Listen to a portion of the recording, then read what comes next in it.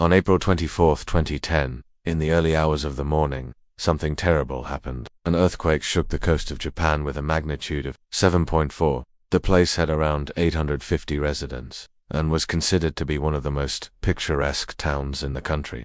But now it's gone.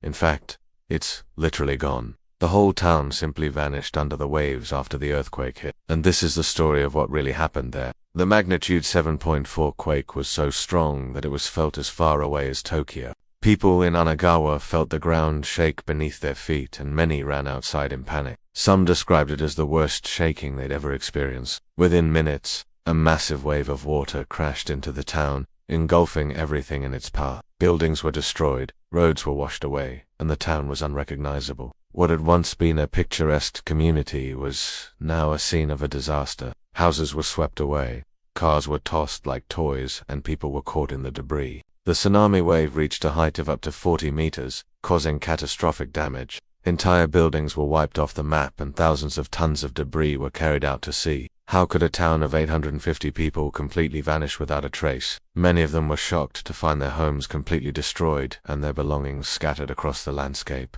This event made it even harder to provide aid to those affected by the tsunami, as many people had to be evacuated from their homes due to the radiation. Some people did find their loved ones, but they were dead. Some claimed that the town was deliberately destroyed by the Japanese government to cover up evidence of a secret military base. Others believed that the tsunami was the result of a secret weapon being tested nearby. There was even speculation that the whole thing was staged to make a movie.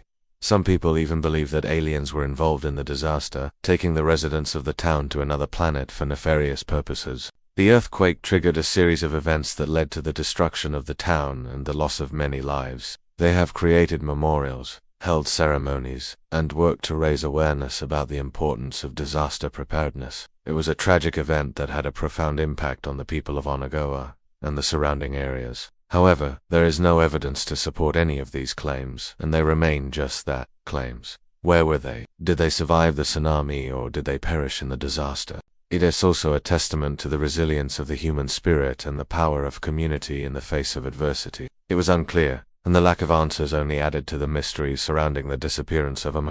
The people of Onagawa will never forget the town that was lost, but they will continue to move forward with hope for a brighter future. This led to mistrust, and rumors spread like wildfire. While some of these theories may seem far, they highlight the desperation of those trying to make sense of the tragedy. They claim that the government was slow to respond to the disaster, and that many people could have been saved if help had arrived sooner. This sentiment is understandable given the scale of the tragedy and the immense challenges faced by the survivors. In the face of such a devastating loss, people will grasp at any explanation they can find. The tsunami had taken so many lives that there were not enough body bags to go around. Many victims were left unidentified, and their bodies were buried in mass graves.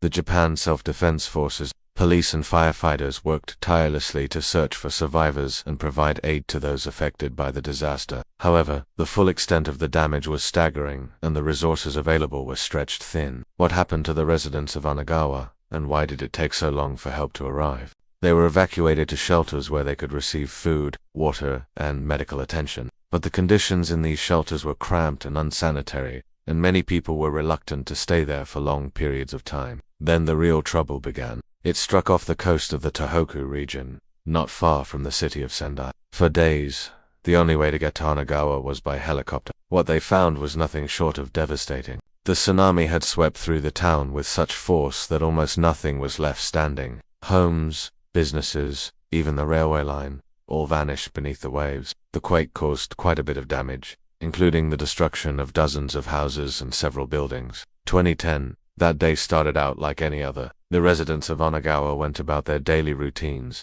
working, shopping, and enjoying the beautiful weather. They had no idea that their lives were about to change in a matter of seconds.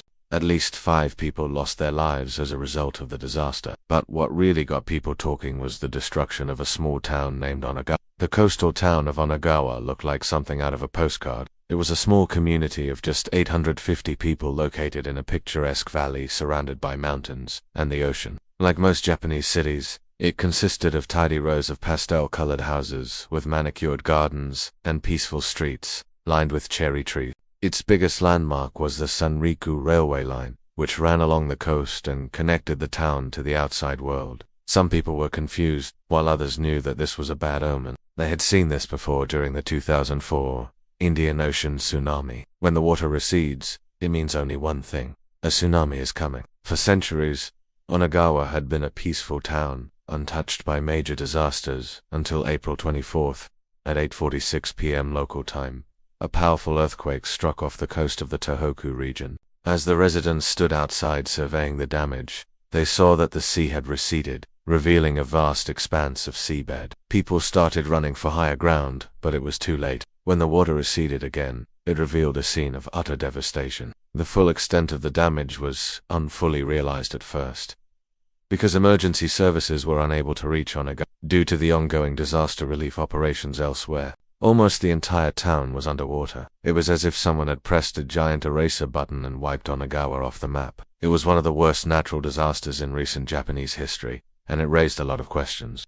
As news of the disaster spread, the Japanese government launched a massive rescue and relief operation. In the aftermath of the tsunami, thousands of people were left homeless, many of them elderly or with disabilities who needed special care. In the days following the tsunami, people began returning to their homes to assess the damage and look for any signs of their loved ones. What made this tragedy even more difficult was the nuclear disaster that occurred at the Fukushima Daiichi nuclear power plant. It was hard to believe that an entire town of 850 people could have vanished without a trace. Then the conspiracy theories started appearing online. Was this just another natural disaster, or was there something more sinister at play? These theories were fueled by the fact that the Japanese government was slow to release information about the disaster. Some people also believed that the Japanese government didn't do enough to help the people of Onagawa. As time went on, more and more theories emerged about what really happened in Onagawa. The reality is that the tsunami that hit Onagawa was a natural disaster that occurred as a result of a powerful earthquake.